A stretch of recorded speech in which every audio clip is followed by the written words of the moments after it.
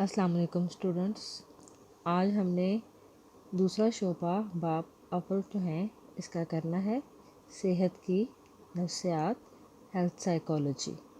ٹھیک ہے، سب سے پہلے ہم صحت کی تعریف بیان کر لیتے ہیں کہ صحت کی تعریف کیا ہے. صحت سے مراد جو ہے جسم اور ذہن کی عمومی پختہ اور مضبوط حالت ہے. صحت سے مراد جسم کے مختلف حصوں کا باہم مل کر درست اور پائیدار انداز میں کام کرنا ہے. گویا صحت مند ہونے کا مطلب یہ ہے کہ فرد خوش باش اور چاق و چوبند رہتے ہوئے اپنی صلاحیتوں کو مکمل اور بھرپور طریقے سے استعمال کرے. ٹھیک ہے، یہ صحت کی سب سے پہلے ہم ڈیفینیشن کریں گے، دین جو ہے ہم آتے ہیں صحت کی نفسیات کی طرف کہ صحت کی نفسیات کیا ہے. اس کی ڈیفینیشن پڑھ لیتے ہیں. صحت کی نفسیات دراصل ایسا شعبہ ہے جو لوگوں کو صحت پر پڑنے والے نفسیاتی اثرات کا جائزہ لیتا ہے. نفسیات کی اس شاخ میں یہ جاننے کی کوشش کی جاتی ہے کہ لوگ کیسے صحت مند رہ سکتے ہیں، وہ کیوں بیمار ہوتے ہیں، اور جب بیمار ہوتے ہیں تو ان کا رد عمل کیا ہوتا ہے. ٹھیک ہے، یہ صحت کی نفسیات کی ڈیفینیشن ہو جائے گی.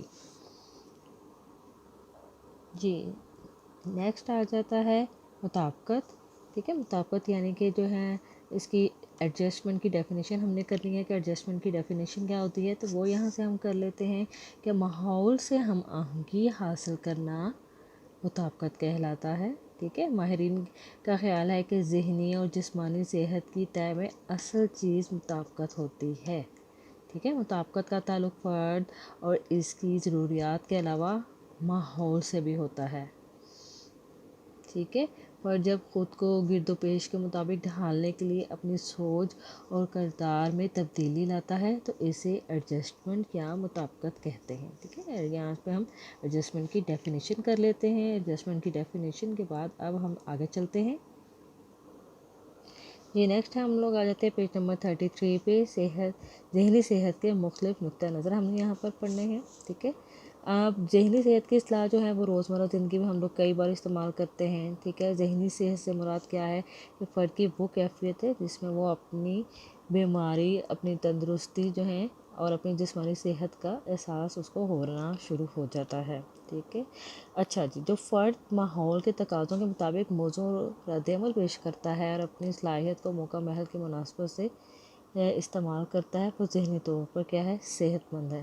اچھا جی، اب ذہنی صحت ایک ذاتی کیفیت ہوتی ہے ہر ایک کی. ٹھیک ہے، ذہنی صحت کی عدم موجودگی کا مطلب ہے کہ ذہنی بیماری.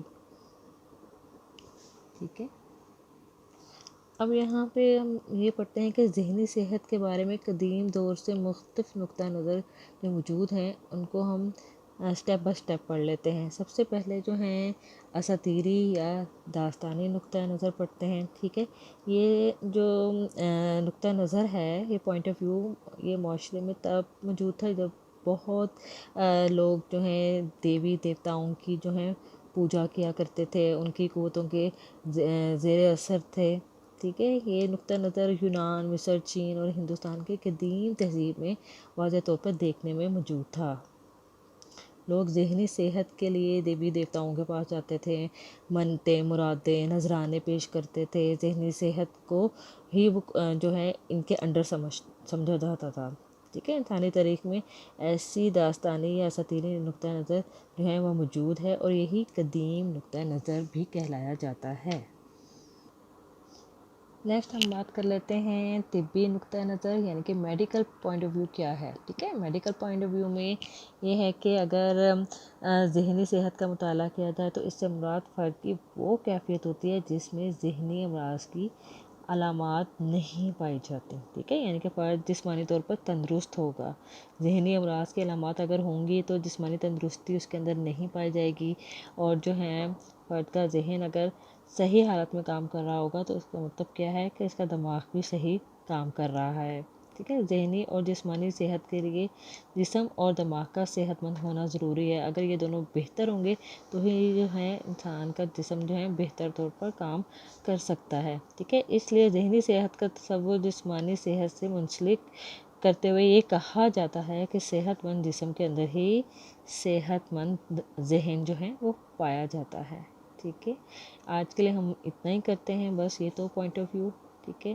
نیکسٹ انشاءاللہ ہم کریں گے باقی کے پوائنٹس. ٹھیک ہے. تب تک کے لیے اللہ حافظ.